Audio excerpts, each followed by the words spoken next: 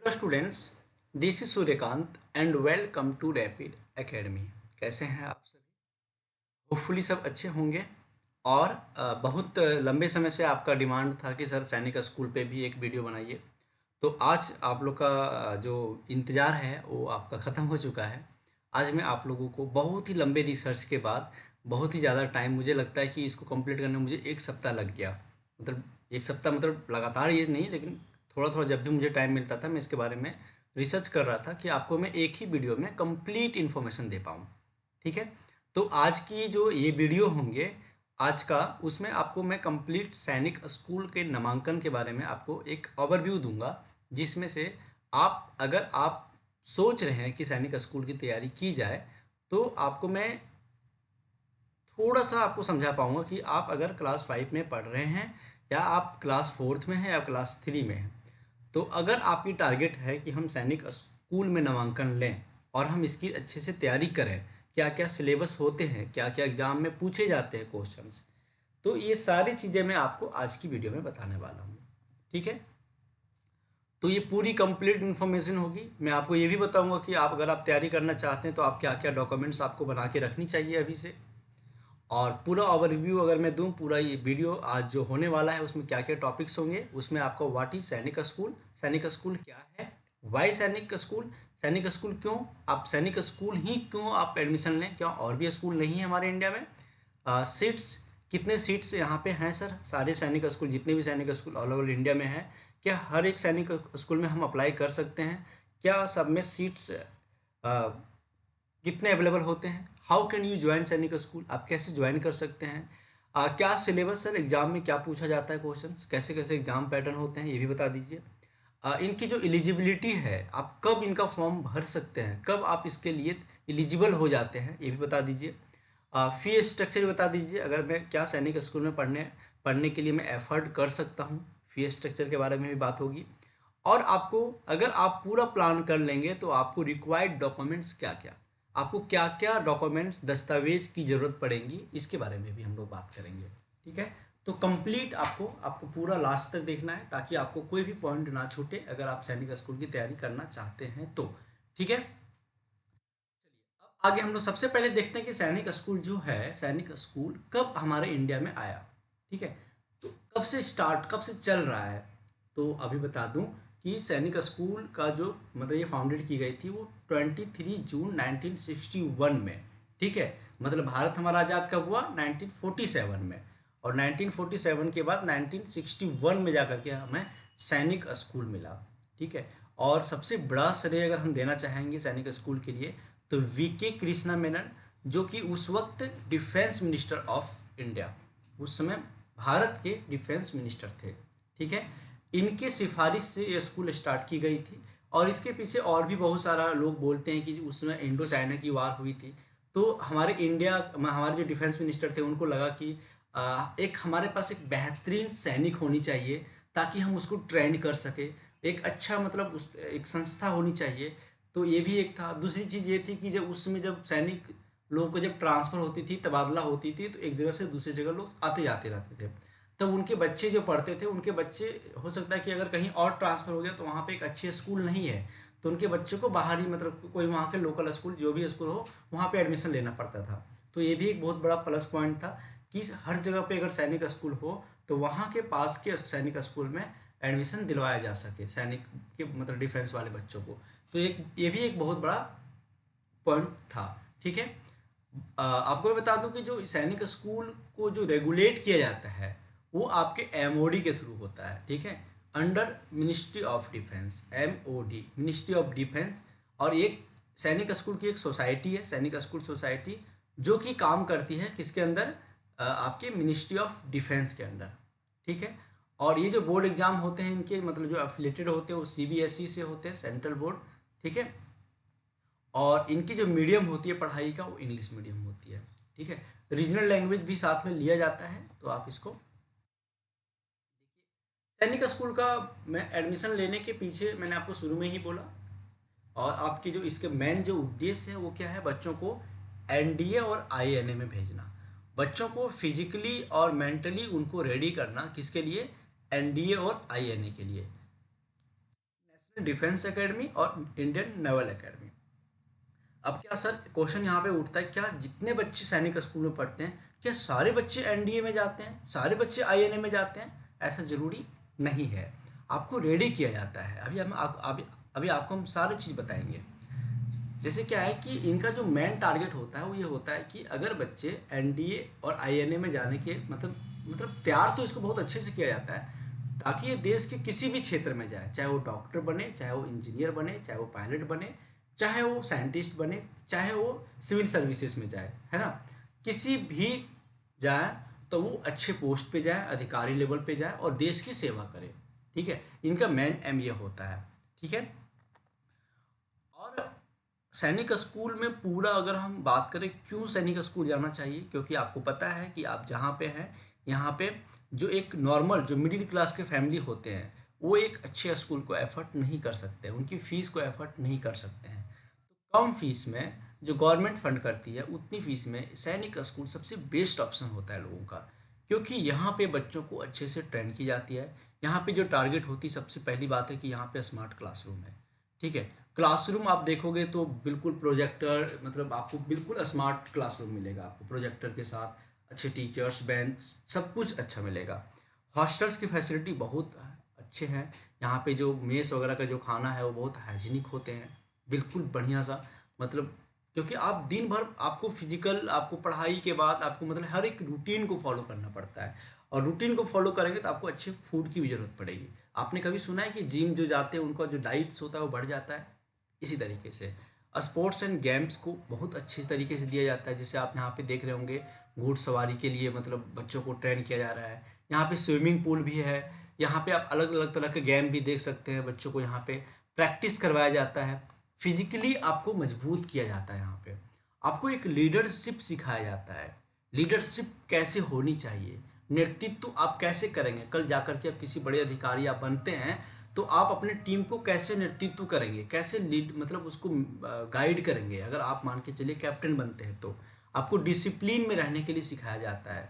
बहुत सारी चीज़ें हैं यहाँ पे सैनिक स्कूल में, अगर बताना स्टार्ट करूँ तो बहुत सारे पॉइंट्स हो सकते हैं। तो आप टीम वर्क को लेकर के अब पूरा अगर समझिए तो इसमें आपको ऑल राउंड डेवलपमेंट करवाया जाता है बच्चों का, सारी क्षेत्र में सारे तरीके से आपको उसके लायक तैयार किया जाता है, ताकि कल जाकर के अगर आप सिविल सर्विसेज में भी अगर चले जाएं तो अपने फील्ड का आप मास्टर रहें।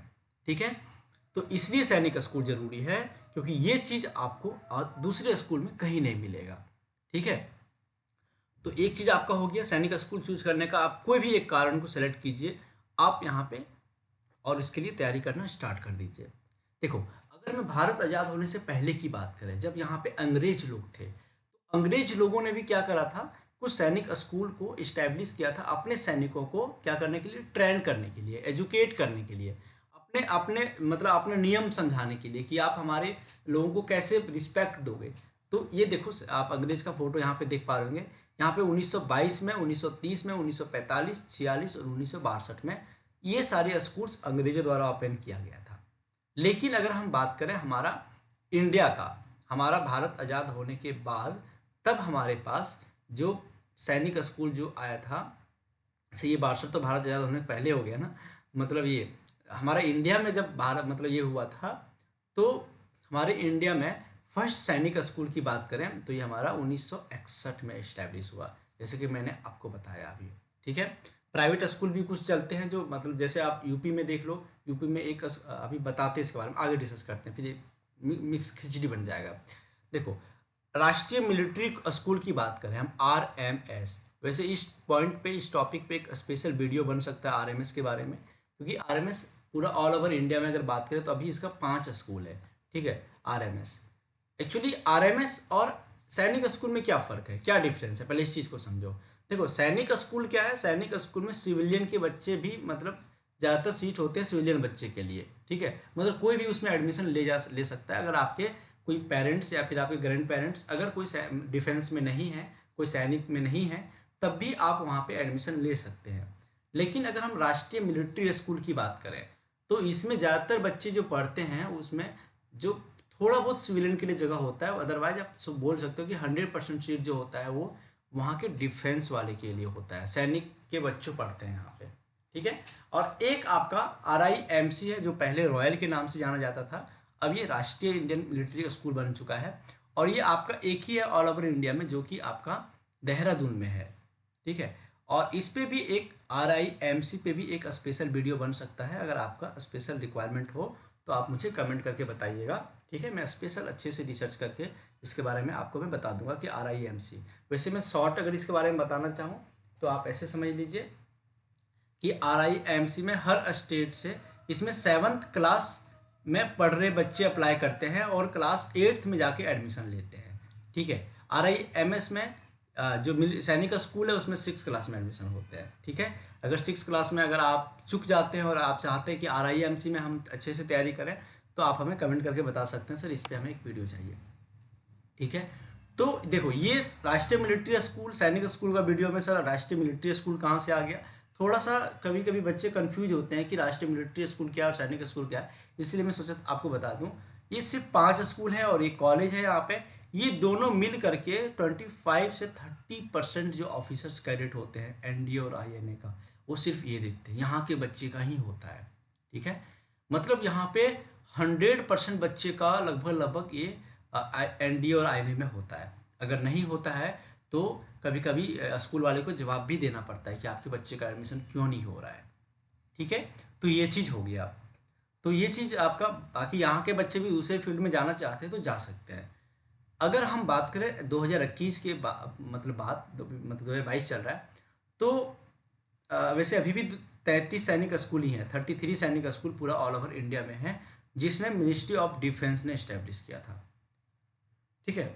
और मिनिस्ट्री ऑफ डिफेंस का जो टारगेट है वो 100 और स्कूल खोलना है, बोर्डिंग स्कूल खोलना है सैनिक स्कूल का, प्राइवेट पार्टनरशिप के साथ में, पब्लिक प्राइवेट पार्टनरशिप जिसको बोलते हैं PPP मोड, ठीक है। P for public, P for private, P for partner, public private partner, मतलब इनके साथ मिल करके 100 और स्कूल ऑल ओवर इंडिया में इनको ओपन करना है, ठीक है।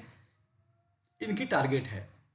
तो देखो अगर सैनिक स्कूल 100 और खुल जाए और 33 तो अभी हमारे पास है, लगभग सारे स्टेट में है, एक स्टेट में 2-2, 3-3 भी है कोई कोई स्टेट में, ठीक है। तो ये टोटल कितने हो गए, 33 स्कूल है और 100 और खुल जाएगा, अभी खुला नहीं है, खुल जाएगा तो 133 स्कूल हो जाएगा, तब तो और इसकी डिमांड बढ़ जाएंगी और भी अच्छे लेवल पे इसकी कंपटीशन होंगे, ठीक है। और भी बच्चे आएंगे, आपके सीट्स ज़्यादा हो जाएंगे। देखो अगर मैं अभी आपको पूरा लिस्ट बताऊँ 33 स्कूल का, तो आप यहाँ पे इस स्लाइड में देख सकते हो।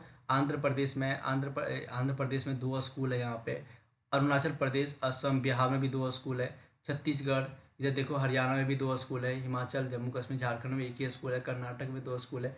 इसी तरीके से आप इसको देख सकते हैं। और इस स्कूल का इस्टेब्लिश कब हुआ था, कब इसकी स्थापना हुई थी, ये भी दिया हुआ है, ठीक है। आप कौन से स्टेट से हैं इस वीडियो को देख रहे हैं, आप हमें कमेंट करके जरूर बताइए। और आपके स्कूल में, आपके जो स्टेट में कितने स्कूल हैं आप मुझे कमेंट करके जरूर बताइएगा, ठीक है। अब देखिए सीट कितने होते हैं, इस चीज़ को समझिए। क्लास 6 में अगर आप देखो, बॉयज़ और गर्ल्स की कम से कम 10% सीट तो होनी चाहिए। अगर किसी स्कूल में मान के चलो 50 सीट है और 10% मात्र 5 सीट होता है, तो ऐसा नहीं कि गर्ल्स के लिए सिर्फ 5 ही सीट होगा, कम से कम 10%। और 10% में अगर 10 सीट नहीं हो रहा है तो कम से कम 10 सीट तो होना ही होना चाहिए। मतलब 10, कम से कम 10% सीट, और नहीं तो कम से कम 10 सीट, ये तो फॉलो करेगा ही करेगा। मतलब किसी स्कूल में मान के चलो 103 सीट है, तो देखो यहाँ पे इसका 10% लगभग 11 सीट होता है। तो ये आपका क्या है, गर्ल्स के लिए है। मतलब 114 सीट में 11 सीट गर्ल्स के लिए है और 103, तो 10 से ज़्यादा हो सकता है, लेकिन कम से कम देखिए यहाँ पे सब में आपको दिखेगा कम से कम 10 सीट तो लड़कियों के लिए है ही है, ठीक है। कम से कम 10 सीट तो आपको होगा ही गर्ल्स के लिए सारे सैनिक स्कूल में, ठीक है। उसके बाद क्लास 6 में अगर ओवरऑल सीट की बात करें तो आपको 50 सीट से लेकर के 114 सीट तक सारे सैनिक स्कूल में देखने को मिल जाएगा। किसी किसी सैनिक स्कूल में उनकी कैपेसिटी के अकॉर्डिंग कम है, किसी में ज़्यादा है। टोटल सीट देखो यहाँ पे 100 है, किसी में 90 है, किसी में 90 है, किसी में 70 है, किसी में 65 है ना, किसी में 65 है, और किसी में बात करें तो 54 भी है, ठीक है। और किसी में बात करें तो यहाँ पे आप देखिए इधर 50 भी है, ठीक है। तो कैपेसिटी के अकॉर्डिंग डिपेंड करता है।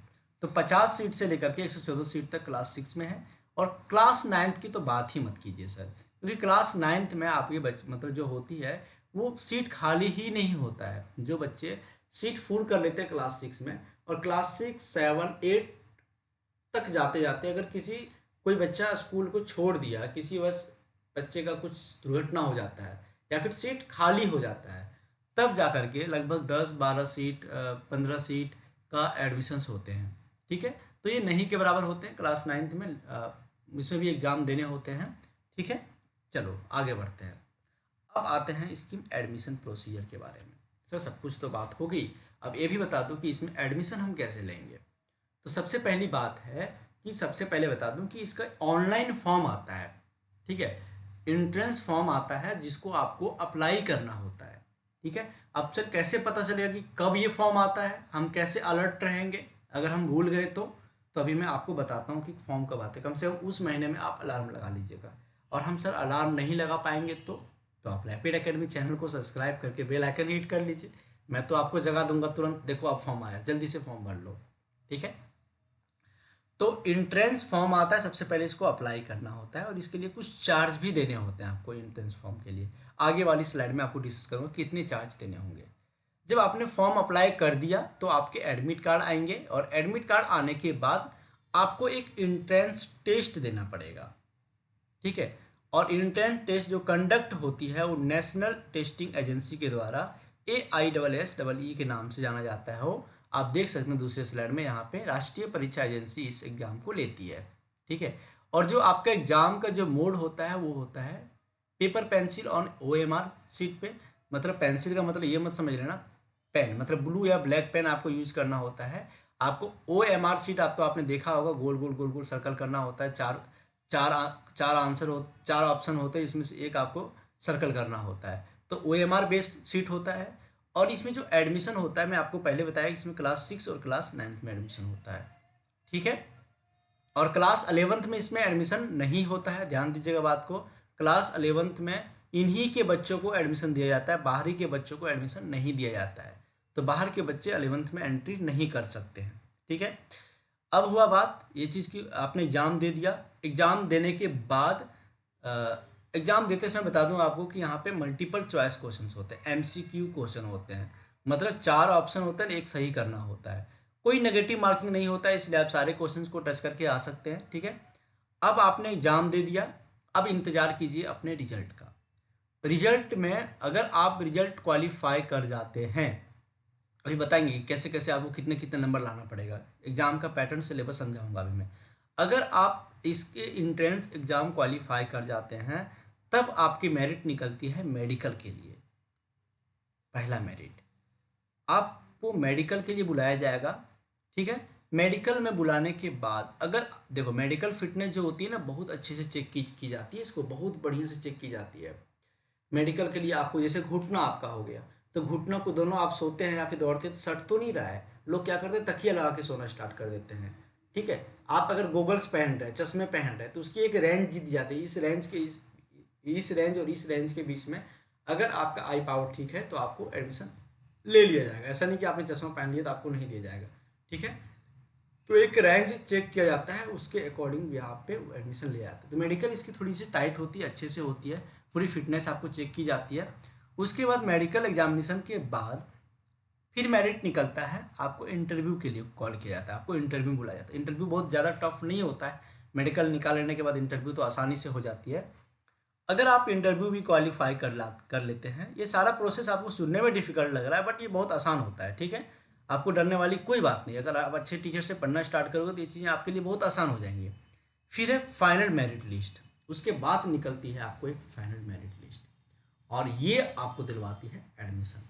ठीक है, जैसे कि मैंने आपको पहले बताया सर, क्लास 6 और क्लास 9th में जो एडमिशन होता है on the basis of merit. और मेरिट कैसे बनता है, examination, entrance exam, medical and interview के बेसिस पे। ठीक है, क्लास 9th पे जो बच्चे का एडमिशन होता है वो बोर्ड एग्जाम के अकॉर्डिंग होता है, लेकिन यहाँ पे एक टर्म एंड कंडीशन ये है कि सिर्फ सैनिक स्कूल के बच्चे ही एडमिशन ले सकते हैं। ठीक है, क्लियर हो गया आपको सारा चीज़। अब आते हैं इसका हम सिलेबस पे, जो कि क्लास 6 का सिलेबस है। क्लास 6 का सिलेबस जो होता है वो 4 सेक्शन में होता है, ABCD। 4 सेक्शन में पहला आपका गणित हो गया, मैथमेटिक्स, दूसरा इंटेलिजेंस, आपका आपका रीजनिंग, मेंटल एबिलिटी बोल सकते हो, जिसको मानसिक योग्यता बोलते हो, और आपको फोर्थ में आपके आएंगे लैंग्वेज, और फिफ्थ में आएंगे जनरल नॉलेज। लैंग्वेज में भाषा होती है, जनरल नॉलेज में जीके होती है। 4 सेक्शन होते हैं, और 4 सेक्शन में आपका जो क्वेश्चंस पूछे जाते हैं, मैथमेटिक्स में आपका 50 क्वेश्चन होते हैं 3-3 नंबर का, ठीक है, मतलब टोटल 150 नंबर हो गया। इंटेलिजेंस में आपके 25 क्वेश्चन होते हैं 2-2 नंबर का, आपको 50 नंबर हो गया। और लैंग्वेज में आपका 25 क्वेश्चन होते हैं 2-2 नंबर का, आपका 50 मार्क्स हो गया। और जनरल नॉलेज में 25 क्वेश्चन होते हैं 2-2 नंबर का, और 50 नंबर हो गया। मतलब ये है, ये दोनों मिला करके 150% बना रहा है, मतलब 150 बना रहा है, और ये सिंगल 150 बना, मतलब मैथमेटिक्स का जो वो होता है वो 50% इसका होता है, ठीक है। 50% जो होता है वो मैथमेटिक्स से क्वेश्चन आते हैं, और 50% में आपको ये 3 आते हैं, मतलब 150 और 150 कितने नंबर हो गए, टोटल 300 नंबर हो गया, ठीक है। और एक कंडीशन ये है, आपको एग्जाम अगर दे रहे हैं तो आपको हर एक सेक्शन में पास होना जरूरी है। मतलब ये है कि मैथमेटिक्स में आपको 25% नंबर तो लाना ही लाना है, इंटेलिजेंस में 25% नंबर लाना ही लाना है, लैंग्वेज में 25% नंबर लाना ही लाना है, और जनरल नॉलेज में 25% लाना ही लाना है। मतलब आपको सब में अगर 25-25% नंबर लाते हैं, तब आप इस एग्ज़ाम को क्वालिफाई करते हैं। लेकिन एक कंडीशन और है, 25-25% तो सब में हो गया, ओवरऑल जो परसेंटेज होगा वो आपका 40% होना चाहिए। क्लियर हो गया बात यहाँ पे? मतलब 50 मतलब 125 क्वेश्चन में से आपको जो 300 नंबर मार्क्स का पूछा जाएगा, आप टोटल मार्क्स को जोड़ लीजिए, तो आपको यहाँ पे इसको क्वालिफाई करने के लिए आपको 25% मिनिमम सारे सेक्शन में, और आपको 100 मतलब ये 40% टोटल ओवरऑल लाना चाहिए, ठीक है। आपको बता दिया ये सारी चीज़ OMR पे होता है। क्लास 6 का जो एग्जामिनेशन होता है, टाइमिंग भी देखो मैं आपके लिए लेके आ गया हूँ। 10 बजे सुबह से स्टार्ट होता है और 12:30 बजे तक एग्जाम चलता है, मतलब टोटल आपको 150 मिनट मिलता है। मतलब सर 125 क्वेश्चन करने के लिए 150 मिनट मिलता है, मतलब लगभग 1 मिनट से थोड़ा अधिक। जैसे मैथमेटिक्स में भी आप अगर ज़्यादा मिनट ले लो तो बाकी आपको 1 मिनट से भी कम पड़ेगा, ठीक है। तो ये चीज़ हो गया आपको। अब आते हैं 2 मार्कशीट में आपको दिखाता हूँ कैसे पास होता है। 2 बच्चों का मैंने मार्कशीट ऐड किया है, एक बच्चा जो क्वालिफाइड है और एक बच्चा जो क्वालिफाइड नहीं है। जबकि ओवरऑल परसेंटेज की बात करें तो दोनों 40% से ज़्यादा लाया हुआ है, ठीक है। लेकिन सर ये बच्चा क्वालिफाई क्यों है और ये बच्चा क्वालिफाई क्यों नहीं है? अगर इसको आप ध्यान से देखो तो आप देखेंगे कि इसने इंटेलिजेंस वाला टॉपिक पे इसने मात्र 8 नंबर लाया हुआ है, जो कि 25% से कम है, 25% से कम है। और बाकी में सब में अच्छा अच्छा नंबर लाया है, तो कम से कम आपको 25% नंबर होनी चाहिए, और ओवरऑल जो होनी चाहिए वो 40% होनी चाहिए। आप ये दोनों मार्कशीट से अंदाज़ा लगा सकते हैं, ठीक है। इतना आपको आएगा तभी आप क्वालिफाई होंगे, ठीक है जी। उसके बाद अगर हम क्लास 9th की बात करें तो यहाँ पे आपको कितने सेक्शन होते हैं? 5 सेक्शन होते हैं, A, B, C, D और E, 5 सेक्शन होंगे। पहला सेक्शन आपके मैथमेटिक्स का होगा, जिसमें 50 क्वेश्चन 4-4 नंबर का होगा, मतलब टोटल 200 नंबर का होगा।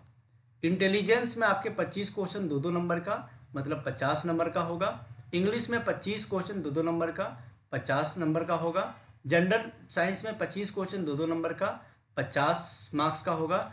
और आपका सोशल साइंस में 25 क्वेश्चन 2-2 नंबर का, आपके 50 नंबर का होगा। मतलब टोटल आपको 400 नंबर का क्वेश्चन पूछा जाएगा, ठीक है। और टोटल क्वेश्चन की बात करें तो 50, 50, 100 और 150 क्वेश्चन होगा। और कितने टाइम मिलेगा आपको? 180 मिनट। 150 क्वेश्चन को सॉल्व करने के लिए 180 मिनट मिलेगा, और टोटल मार्क्स 400 का होगा, ठीक है। ये चीज़ हो गया, क्लियर हो गया आपको? क्लास 9th का भी क्लियर हो गया।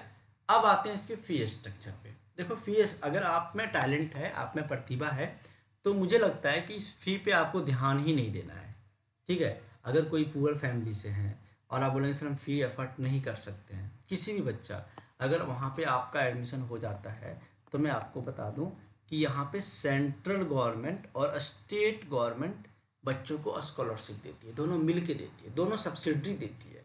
और जब दोनों सब्सिडी देती है तो आपको ये दोनों मिल करके आपको फीस को पूरा कर देते हैं, तो आपको अलग से कोई फीस देने की ज़रूरत नहीं होती है।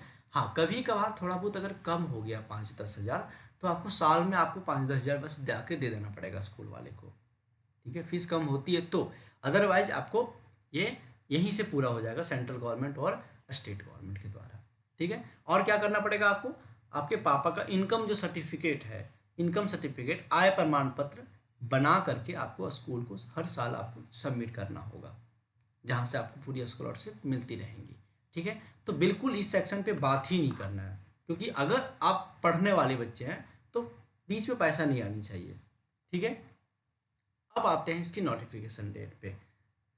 देखो, इसकी नोटिफिकेशन जो मैं आपको दिया हूँ ये 2021-22 का नोटिफिकेशन है, ठीक है। 21-22 के नोटिफिकेशन डेट के अकॉर्डिंग आप अंदाज़ा लगा सकते हो कि आपका 2022-23 का जो एग्ज़ाम होगा, 2022-23 का, वो कब आएगा।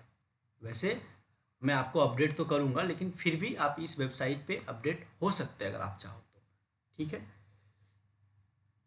इसकी जो ऑनलाइन सबमिशन डेट आती है वो 27, आप यहाँ पे सितंबर,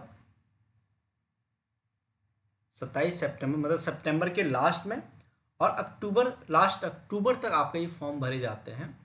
और इसी टाइम में आपको पेमेंट भी करनी होती है, मतलब पूरा लगभग 1 महीना का टाइम आपको मिलता है फॉर्म भरने का, ठीक है।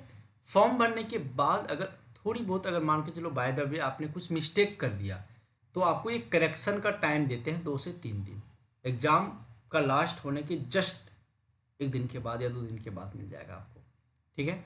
जब भी एग्ज़ाम होती है, मतलब आपको ये आपका फॉर्म भरा गया, समझ लो ये फॉर्म भरा गया आपका, फिर आपके जो एग्ज़ाम होंगे, मतलब एग्ज़ाम फॉर्म भरने के बाद आपको ज़्यादा टाइम नहीं मिलेगा। मतलब अगर आप सोच रहे होंगे सर पहले हम एग्ज़ाम का फॉर्म भरें फिर हम तैयारी स्टार्ट करेंगे, तो आपको पॉसिबिलिटी ही नहीं है सिलेक्शन के लिए, पहले से आपको तैयारी करनी पड़ेगी। मतलब देखो ना, आप यहाँ पे आपने स्टार्ट किया किस में, सितंबर नहीं, अक्टूबर में, समझ लो अक्टूबर में फॉर्म भरा, और नवंबर दिसंबर 2 महीना टाइम मिला, और जनवरी में आपका एग्ज़ाम हो गया। जनवरी के फर्स्ट वीक में आपके एग्ज़ाम हो जाते हैं, पहला या सेकंड संडे, ठीक है।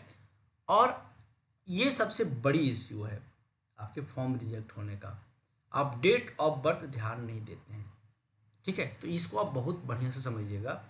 क्लास 6 में अगर आप एडमिशन लेना चाहते हैं तो आपका जो डेट ऑफ बर्थ होनी चाहिए, आपकी जो एज होनी चाहिए, वो 10 से 12 साल के बीच में होनी चाहिए, 10 से 12 साल। तो 10 से 12 साल का मतलब ये है कि मान के चलो आप 2021-22 के सेशन में एग्ज़ाम ले रहे हो, तो 2021 मतलब 22 के, मतलब 31 मार्च को, 31 मार्च तक आपका एज, 31 मार्च 2022 तक आपका एज 10 से 12 साल के बीच में होनी चाहिए, है ना। कम से कम 10 साल और ज़्यादा से ज़्यादा 12 साल, कम भी नहीं और ज़्यादा भी नहीं, ठीक है। इसका मतलब अगर एग्जैक्ट डेट अगर आप निकालने का प्रयास करो तो मैं बता दूं, 1 अप्रैल 2010 से लेकर के 31 मार्च 2012 के बीच में अगर आपका जन्म दिनांक है, डेट ऑफ बर्थ है, तो आप 2021-22 के लिए एलिजिबल थे। लेकिन अब 2022-23 की बात कर रहे हैं, क्योंकि 2022-23 के एडमिशन के बारे में आपने शुरू में बताया था सर, तो ये भी बता दो। तो 1 साल बढ़ा दो, 1-4 ऐसे ही रहने दो, 1-4, ये 2010 को 2011 कर दो, 31-3-2012 को 2013 कर दो। मतलब 2011, 1-4-2011 से लेकर के 31-3-2013 के बीच में अगर जन्म दिनांक है, तो आप 2022-23 के लिए क्या है, एलिजिबल है। अगर ये वीडियो मैं अभी अपलोड कर रहा हूँ, पब्लिक के लिए फ्री कर रहा हूँ, तो अगर आप 10 साल के बाद या 4 साल के बाद ये वीडियो देखते हैं, तो आप इस तरह से इसको एज को कैलकुलेट कर सकते हो, ठीक है। इसी तरीके से क्लास 9th में भी आप कैलकुलेट कर लेना, ठीक है। और अगर फॉर्म भरने की फ़ीस की बात करें तो लगभग 400 रुपये लग जाते हैं ST/SC के लिए, और 550 रुपये लगभग OBC के लिए, ठीक है। ये पिछली बार का फॉर्म का रेट है, बाकी थोड़ा बहुत कम ज़्यादा होता रहता है। अब देखो रिक्वायर्ड डॉक्यूमेंट्स की बात करें, क्या क्या, अगर आपने अभी तक सारे वीडियो का आपको पसंद आया होगा और आपको ये लग रहा होगा कि सर हमें फॉर्म भरना है, हमें तैयारी करनी है, तो क्या क्या डॉक्यूमेंट्स की ज़रूरत पड़ेगी ये भी बता दो आप, ताकि हम फॉर्म बना के रख लें। क्योंकि आप जहाँ से बिलोंग करते हैं, हम लोग, एक पूरा भ्रष्टाचार फैला हुआ है, बिना पैसे की काम नहीं होती है और जल्दी होती भी नहीं है। ठीक है, तो आप पहले से रेडी कर लो ताकि उसको मौका ना मिले। सबसे पहले क्या चाहिए आपको, डोमिसाइल रेसिडेंटियल सर्टिफिकेट, डोमिसाइल या फिर रेसिडेंटियल सर्टिफिकेट जिसको हम लोग बोलते हैं आवासीय प्रमाण पत्र। सबसे पहले आप जिस स्टेट से हैं, ठीक है, उस स्टेट का, उस राज्य का आवासीय प्रमाण पत्र होनी चाहिए। आप जिस जाति से बिलोंग करते हैं, जिस कम्युनिटी से बिलोंग करते हैं, जिस कैटेगरी से बिलोंग करते हैं, उसका आपको प्रमाण पत्र चाहिए, जाति प्रमाण पत्र, खास करके तब जब आप किसी रिजर्वेशन क्लेम करना चाहते हैं।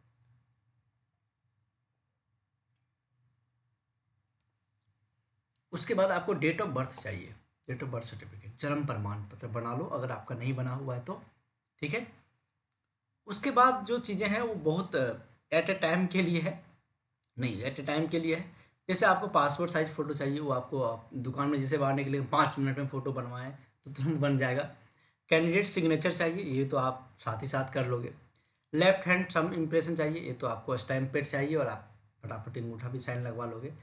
और एक 7 पॉइंट जो है, अगर आपके पेरेंट्स अगर कोई सर्विस में है, कौन सा सर्विस में, डिफेंस कैटेगरी में है ना, अगर डिफेंस में है और डिफेंस का अगर आप रिजर्वेशन क्लेम करना चाहते हैं तो आप सर्विस सर्टिफिकेट जरूर बना लीजिएगा। ठीक है, क्लास 7th हो गया, मतलब सॉरी 7th पार्ट हो गया। उसके बाद एडमिशन हो जाने के बाद आपके स्कूल वाले 5th क्लास का वो इश्यू, हेडमास्टर आपको वो सर्टिफिकेट इश्यू करके देंगे, ये तो जब एडमिशन हो जाएगा तो तुरंत ही निकाल के दे देंगे। फिर आपको आधार कार्ड आपको ज़रूरी है। अगर आप ऑनलाइन फॉर्म भरेंगे तो आपको पता है कि फ़ोन नंबर और ईमेल आईडी तो देना ही होता है, ईमेल आईडी नहीं होता तो आप ईमेल आईडी बना लीजिए। ठीक है, फ़ोन नंबर नहीं है तो फ़ोन नंबर खरीद लीजिए, वैसे तो सबके पास होता है। ठीक है, ये पूरा आपको सारे डॉक्यूमेंट्स की आवश्यकता है। ठीक है, अगर आपको सैनिक स्कूल, आप अगर AISSEE की तैयारी कर रहे हैं या फिर आप JNVST जवाहर नवोदय विद्यालय की तैयारी कर रहे हैं या फिर NET नेतरहाट, अगर आप झारखंड से हैं तो नेतरहाट विद्यालय की तैयारी कर रहे हैं, अगर आप SET सेंट्रल हिंदू स्कूल जो आपका बनारस में यहाँ की तैयारी कर रहे हैं, या फिर और भी जैसे आपका AI ये क्या बताया था, रॉयल RIMC की तैयारी कर रहे हैं, या फिर रॉयल मिलिट्री कॉलेज, मिलिट्री राष्ट्रीय मिलिट्री स्कूल की तैयारी कर रहे हैं, अगर ये सारे स्कूल जो होते हैं, और भी बहुत सारे स्कूल हैं जो कि क्लास 6 में एडमिशन होता है, कहीं पे क्लास 8 में एडमिशन होता है, किसी किसी में क्लास 7th में होता है, कहीं पे क्लास 9th में होता है। तो अगर आप क्लास 6 में आ चुके हैं या क्लास 5 में हैं तो क्लास 6 से लेकर के क्लास 10th तक का कंप्लीट पैकेज आपको रैपिड एकेडमी में देखने को मिलेगा। कब कौन सा स्कूल का फॉर्म आता है, कब कहाँ पे आप मतलब किस में आपको फॉर्म भरनी चाहिए, कब आपके लेवल पे कंपटीशन आती है, कब आपके लेवल पे स्कॉलरशिप आती है, कब आपके लेवल पे क्या क्या आती है, ये सारी चीज़ें आपको यहाँ पे देखने को मिलेगा। ठीक है, अगर आप चैनल पे पहली बार होंगे, अगर आप मतलब पहली बार ये वीडियो देख रहे होंगे तो ज़रूर आप हमें सपोर्ट कर सकते हैं हमारे फैमिली में जुड़ करके। ठीक है, किसी तरह का कोई भी इन्फॉर्मेशन हो तो बेशक हमें आप कॉल कर सकते हैं इस नंबर पे। अगर मैं एक बार में रिसीव ना करूं तो आप वेट करें आप कॉल बैक करने का। ठीक है, लगातार हमें कॉल ना करें। ठीक है, आप में हमें मेल कर सकते हैं इस मेल आईडी पे, अगर किसी तरह का सुझाव देना चाहते हैं, किसी तरह का कुछ भी आप मतलब आप कुछ आप चाहते हैं तो आप मुझे मेल लिख सकते हैं। ठीक है, आज के लिए इतना ही। आप बताइए कैसा रहा आज की क्लासेस, आज की मतलब क्लासेस नहीं, आज का जो वीडियो रहा वो कैसा था, आप हमें कमेंट करके बताइए। जय हिंद, जय भारत।